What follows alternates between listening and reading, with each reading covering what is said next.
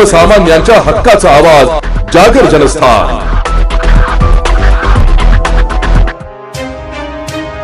राज्याची अंदाज समिती मागील वर्षी धुळे जिल्ह्याच्या दौऱ्यावर आलेली असताना शासकीय गुलमोहर विश्रामगृहात तब्बल 1,84,00,000 रुपयांची रक्कम सापडल्याची घटना घडली होती।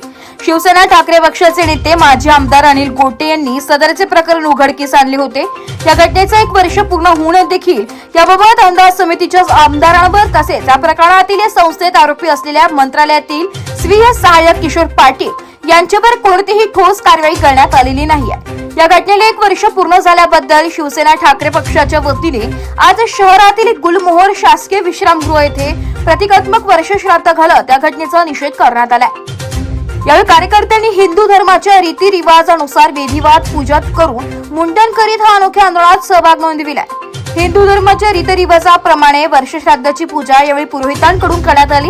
या प्रतिकात्मक वर्षश्राद्धाच्या ठिकाणी राज्याचे मुख्यमंत्री देवेंद्र फडणवीस यांच्यावर टीका करणारे बॅनर लावण्यात आले। 1 वर्ष झालंय, आपण या निमित्ताने वर्षश्राद्ध, काय आपली प्रतिक्रिया?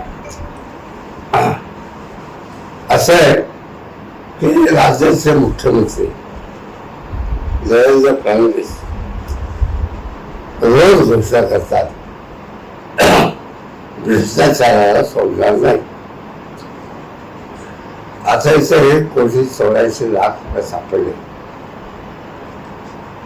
ते म्हणाले होते मी 2 दिवसात यासाठी स्थापन करतो।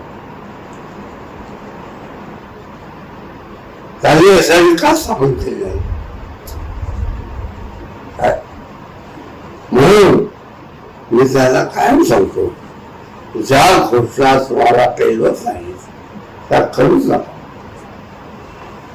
काय आता 1 वर्षामध्ये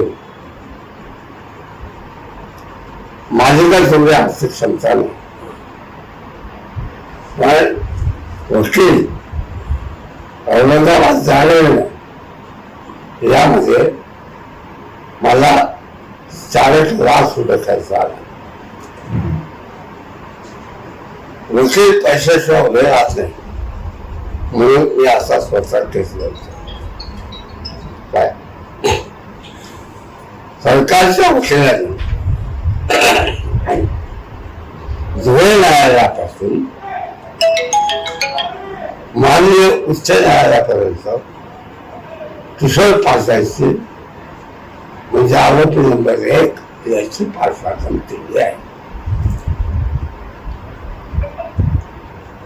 त्या भावनेचा उद्वेग म्हणून आम्ही आजचा कार्यक्रम केला। जागर जनस्थानसाठी प्रतिनिधी रूपक बिरारी, धुळे।